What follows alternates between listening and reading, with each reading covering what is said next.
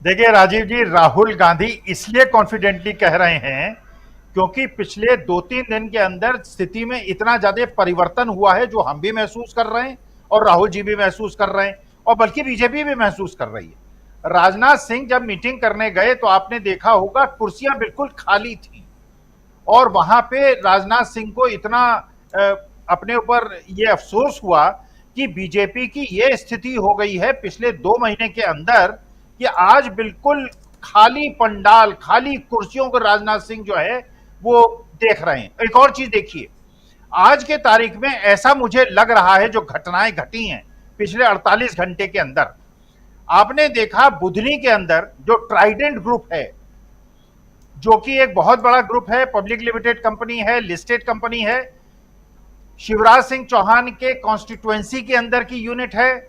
शिवराज सिंह चौहान उनके हर फंक्शन में जाते हैं। एक प्रकार से शिवराज सिंह चौहान के बहुत अच्छे संबंध हैं। उनके यहां आज भीषण इनकम टैक्स की रेड हुई है और ईडी वालों ने भी उनके ऊपर धावा बोला है। इसका मतलब यह है कि आज की तारीख में मोदी जी कांग्रेस से नहीं लड़ रहे हैं। आज की तारीख में वो वसुंधरा राजे से लड़ रहे हैं और शिवराज सिंह चौहान से लड़ रहे हैं। अब आप सोचिए, आप एक कल्पना कीजिए कि अगर कोई एक सेना अपने अपोजिट सेना से लड़ने के बजाय अपने ही सेना के सेनापतियों से लड़ ले तो उसकी स्थिति क्या होगी। एक नेता है सतना के, मेंबर ऑफ पार्लियामेंट थे, जगदीश प्रसाद यादव। ये पुराने नेता हैं बीजेपी के, 1977 में भी मेंबर ऑफ पार्लियामेंट का इलेक्शन लड़े थे।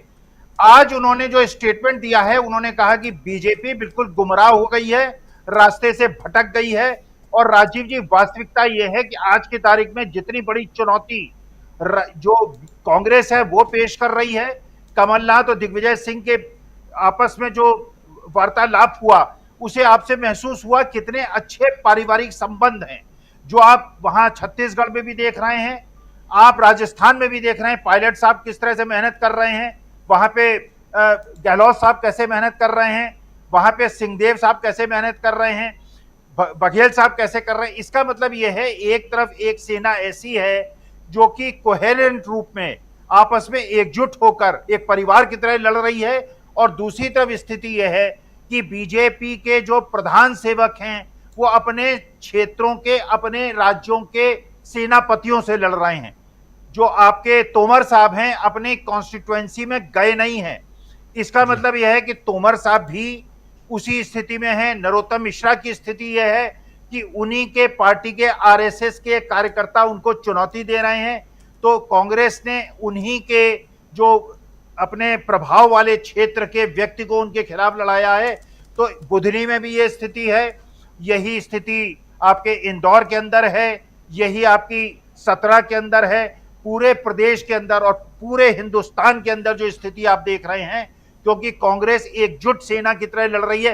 और मिजोरम में जिस प्रकार से राहुल गांधी ने आज संबोधन किया, प्रेस कॉन्फ्रेंस की बात की, बहुत महत्वपूर्ण बात उन्होंने कही। उन्होंने कहा कि देखिए यहां पे जो आपकी क्या नाम है उसका, जेडपीएम और एमएनएफ, ये दोनों पार्टियां जिस प्रकार से आरएसएस को, बीजेपी को मिजोरम के अंदर घुसा रही हैं, घुसपैठ करा रही हैं, मणिपुर में अत्याचार करने के बाद जो मिजोरम उनका एक प्रकार का इनका भाई बहन का संबंध है, उसके अंदर जो विद्वेष पैदा करा रही हैं, और जिस प्रकार से मेघालय, ये मणिपुर से लोग मिजोरम के अंदर आए हैं, जो स्थिति वहां पैदा हुई है, इसका मतलब यह है कि बीजेपी के नेता ये समझ गए हैं कि वहां पे आपसी पारस्परिक लड़ाई हो रही है। वो कांग्रेस से नहीं लड़ रहे हैं, वो अपने लोगों से ही लड़ रहे हैं। जी, कांग्रेस से बीजेपी नहीं लड़ रही है, बल्कि बिना बीजेपी के लिए और खासकर नरेंद्र मोदी, अमित शाह के लिए बहुत अहम रहने वाला है। लेकिन क्या कांग्रेस के जाल में फिर फंसी हुई है बीजेपी? आना चाहता हूं प्रोफेसर अखिल स्वामी जी आपके पास। देखिए राजीव जी, आज आपके कार्यक्रम में मैं एक कन्फेशन करना चाहता हूं। वो कन्फेशन ये है कि जब मैं राहुल गांधी को शिक्षक के रूप में मुझे लगता था कि मेरे अंदर कुछ ज्ञान है, लेकिन जब मैं मानवीय मूल्यों के बारे में राहुल गांधी को देखता हूं, क्लोजली ऑब्जर्व करता हूं, मुझे लगता है कि मुझे राहुल गांधी से बहुत सीखने की आवश्यकता है। 2 घटनाएं बता रहा हूं मिजोरम की। एक आप देखिए, वो बेटी जो वहां पे आती है राहुल गांधी के पास, उसकी आंखों में आंसू हैं, वो रो रही है। उसके आंखों में आंसू हैं, उसके बगल में या तो उसके पिता हैं या भाई हैं, मुझे नहीं पता कौन है, वो एक सेल्फी लेने की कोशिश करते हैं, सेल्फी नहीं ले पाते। राहुल गांधी वो कैमरा, वो जो मोबाइल है अपने हाथ में लेते हैं, एक सेल्फी लेते हैं और उस बिटिया के चेहरे पे मुस्कान आती है। देखिए राजीव जी, यही नेता का काम है। जिन आंखों में आंसू हों, उन आंसुओं को हंसी में बदल दे, वो भाई है, वो पिता है, वो दोस्त है और वो नेता है। तो मुझे ऐसा लगता है जब भी मैं राहुल गांधी के मानवीय मूल्यों को देखता हूं और जिस प्रकार से वो इन लोगों को, सबको, देश की सभी सामाजिक वर्गों को जिस प्रकार से एड्रेस करते हैं, राजीव जी वास्तविकता बता रहा हूं, मेरी हाइट 2 इंच कम हो जाती है। दूसरी घटना देखिए, जो हम लोग गलती करते हैं, और ये बड़ी सूक्ष्म चीज है, इस सूक्ष्म चीज को ऑब्जर्व कीजिएगा। एक व्हील चेयर में एक युवा उनके साथ चलता है। हम लोग गलती क्या करते हैं, हमारे चेहरे से, हमारे भाव से ऐसा लगता है कि जैसे हम वी आर फीलिंग पिटी, हम दया भाव से भरे हुए हैं। राहुल गांधी की बॉडी लैंग्वेज को देखिएगा राजीव जी, राहुल गांधी के चेहरे से वो उसका उत्साह बढ़ाते हैं, उसके सीने पे हाथ थपथपाते हैं, मतलब उसको ये आभास नहीं देने देते हैं कि तुम कमजोर हो, तुम्हारे अंदर कोई कमी है। राहुल गांधी ये मैसेज देते हैं कि तुम शक्तिशाली हो, तुम जो संघर्ष कर रहे हो ऐसे संघर्ष करो, जैसे मैं हूं वैसे तुम हो और तुम्हें आगे बढ़ना है। दयाभाव नहीं दिखाते।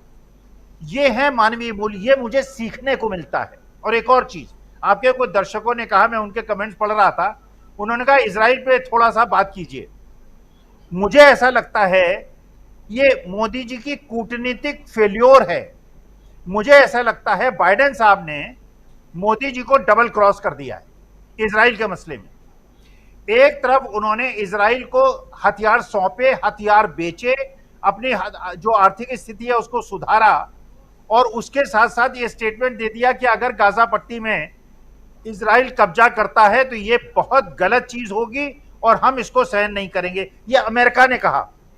रूस और चीन पहले ही एक डिप्लोमेटिक स्टैंड ले चुके हैं और उन्होंने खुलेआम फिलिस्तीन का और इजराइल के बीच में समझौते और युद्ध विराम की बात की है। केवल एकमात्र विश्व में ऐसे नेता हैं मोदी जी, जिन्होंने अपनी सरकार के विदेश मंत्रालय की नीति का विरोध करके, अकेले नेता हैं विश्व में जो इजराइल के साथ जाके खड़े हो गए।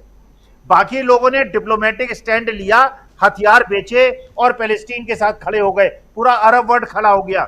ये एंटायर पॉलिटिकल साइंस का सिलेबस राजीव जी अगर आपको कभी मिल जाए तो मुझे व्हाट्सएप कीजिएगा, मैं उस सिलेबस को पढ़ना चाहूंगा और देखना चाहूंगा मुझे क्या क्या नहीं पढ़ना चाहिए, और आगे किसी बच्चे को मैं राय नहीं दूंगा, करना हो तो एमए पॉलिटिकल साइंस करना, एंटायर पॉलिटिकल साइंस में एमए मत करना।